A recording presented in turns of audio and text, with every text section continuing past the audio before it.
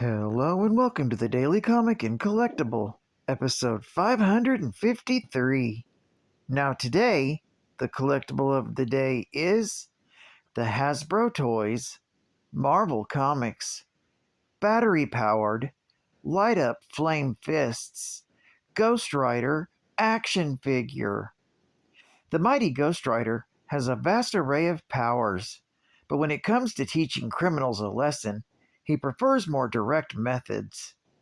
Enveloping his hands in magical fire, he charges into battle, delivering searing blows to Blackheart and his minions.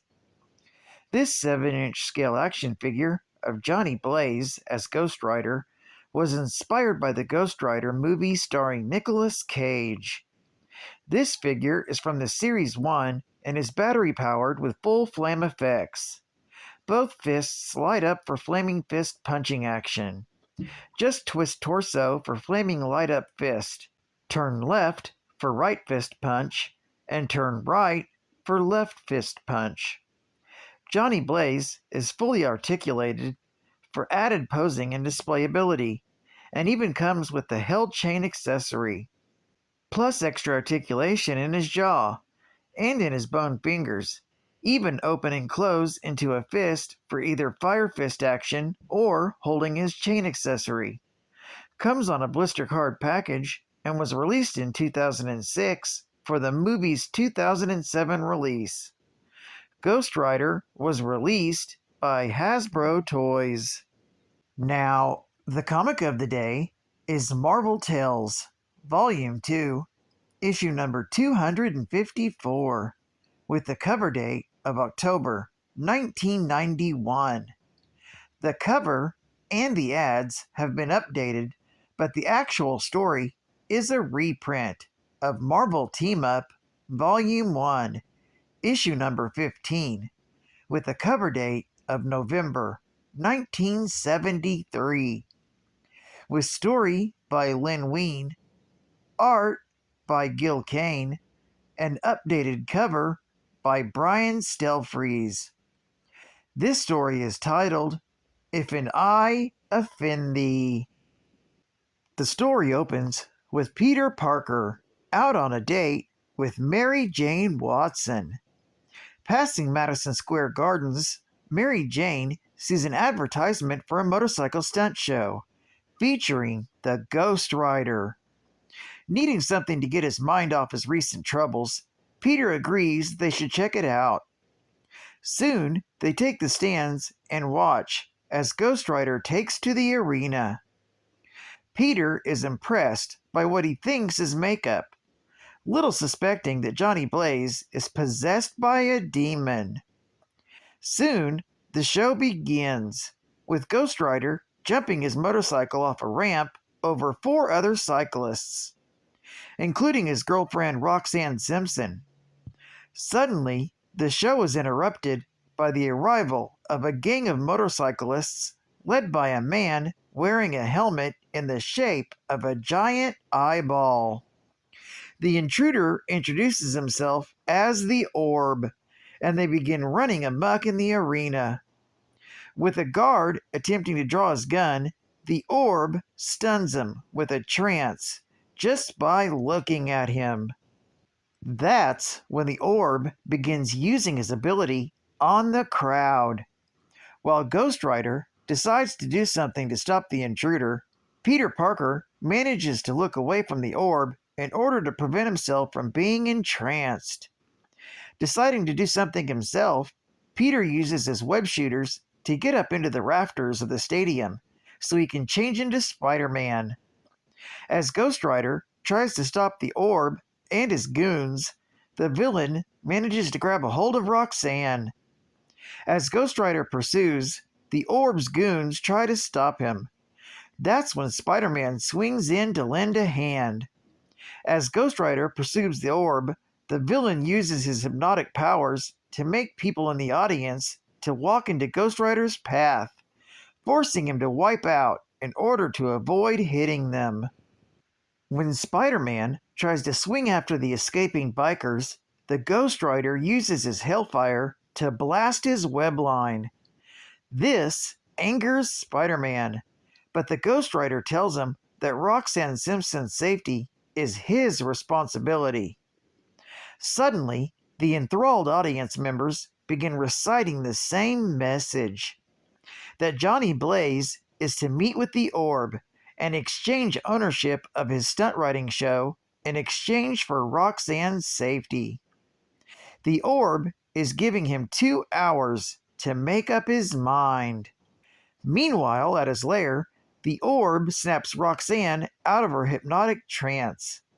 When she demands to know who he is and why he's doing this, the Orb reveals that he's Drake Shannon, a former partner to her father, the late Crash Simpson.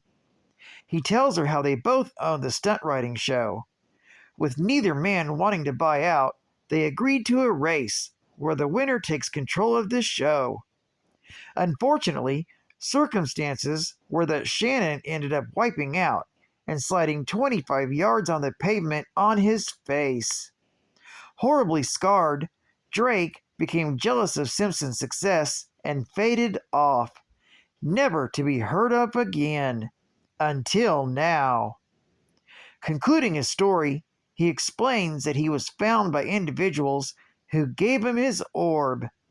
He then revealed his motivation to take everything away from Crash Simpson.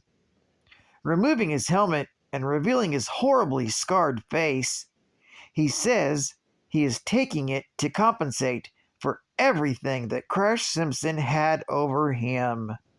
As he puts his helmet back on, the orb is interrupted by the Ghost Rider, who's managed to track him down. Blaze turns over papers, giving Shannon control of the stunt riding show, and is about to take Roxanne away when suddenly the orb's men draw their guns.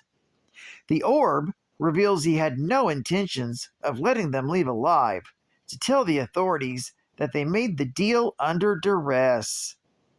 Before they can open fire, Spider-Man swings in and attacks, just as they had planned. While the two heroes are busy with their bikers, the Orb tries to make his escape with Roxanne again. After rounding up the Orb's goons, they take some motorcycles to follow the Orb down the subway tunnel outside his hideout. The trail leads them into Grand Central Station, where Spider-Man manages to pull Roxanne to freedom with his webbing, while Ghost Rider disarms the Orb with his Hellfire. The Orb tries to make his escape down the subway tunnel again, with the Ghost Rider in hot pursuit. However, the villain didn't expect a subway car heading the opposite direction. While Ghost Rider manages to jump to safety, the Orb is not as lucky and is struck down by the train. However, as they search the scene, they find no trace of the Orb except for the discarded papers, which turn out to have been forgeries. Ghost Rider uses his powers to burn them. With the danger over, Spider-Man swings away, slightly disturbed by a comment by Ghost Rider that he's not wearing a mask. Geek fact: the original was a key issue, being the first meeting of Spider-Man and Ghost Rider. Plus, it's the first appearance and origin of the Orb, a humanoid body with an eyeball for a head. Bonus geek fact: the Orb was equipped by mysterious benefactors. Although their identities are not revealed here, they are eventually identified as the group known as They Who Wield Power. An Incredible Hulk, Volume 1, issue number 241, from November of 1979. State-of-the-art gaming. Even the bad guys look up to him. Spider-Man. Wow! For Sega Genesis. When you're gonna hide from a guy like Spider-Man, he's on your left, he's on your right, he's on the wall, he's on the ceiling, and now he's on Genesis. He probably won't be too happy about this mess. As if one enemy isn't enough, this game's got all the big uglies. Dr. Octopus, the Hobgoblin, Venom, Electro, the Lizard, and the Sandman. Not to mention Kingpin running the show. But Spidey's not exactly defenseless.